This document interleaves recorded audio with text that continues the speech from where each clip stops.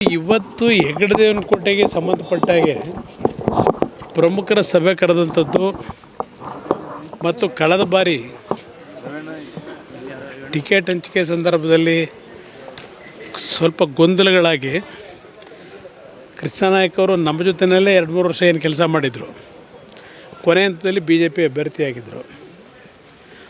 ಪುನಃ ಚಿಕ್ಕಣ್ಣವ್ರ ನೇತೃತ್ವದಲ್ಲೇ ಕೃಷ್ಣನಾಯಕ್ ಅವ್ರನ್ನ ವಾಪಸ್ಸು ಪಕ್ಷಕ್ಕೆ ತರಬೇಕು ಅಂತಕ್ಕಂಥ ನಿಟ್ಟಿನಲ್ಲಿ ಒಂದು ಚರ್ಚೆ ಮಾಡಿ ಎಲ್ಲರೂ ಎರಡೂ ಗುಂಪಿನಲ್ಲಿ ಒಂದು ತೀರ್ಮಾನಕ್ಕೆ ಬಂದಿದ್ದಾರೆ. ಅದರ ಬಗ್ಗೆ ಒಂದು ಮೀಟಿಂಗ್ ಮಾಡಿದ್ದೆ.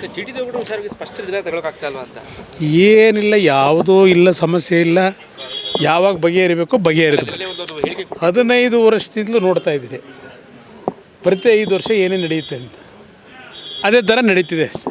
ಇವತ್ತು ಹೆಗ್ಗಡದೇವನಕೋಟೆಗೆ ಸಂಬಂಧಪಟ್ಟಾಗೆ ಪ್ರಮುಖರ ಸಭೆ ಕರೆದಂಥದ್ದು ಮತ್ತು ಕಳೆದ ಬಾರಿ ಟಿಕೆಟ್ ಹಂಚಿಕೆ ಸಂದರ್ಭದಲ್ಲಿ ಸ್ವಲ್ಪ ಗೊಂದಲಗಳಾಗಿ ಕೃಷ್ಣನಾಯಕ್ ಅವರು ನಮ್ಮ ಜೊತೆಯಲ್ಲೇ 2-3 ವರ್ಷ ಏನು ಕೆಲಸ ಮಾಡಿದರು. ಕೊನೆ ಹಂತದಲ್ಲಿ BJP ಅಭ್ಯರ್ಥಿಯಾಗಿದ್ದರು.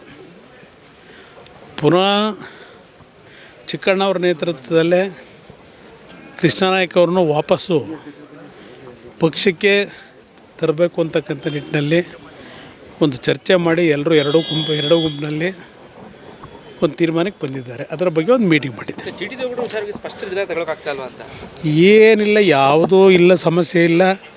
ಯಾವಾಗ ಬಗೆಹರಿಬೇಕೋ ಬಗೆಹರಿದು 15 ವರ್ಷದಿಂದಲೂ ನೋಡ್ತಾ ಇದ್ದೀರಿ.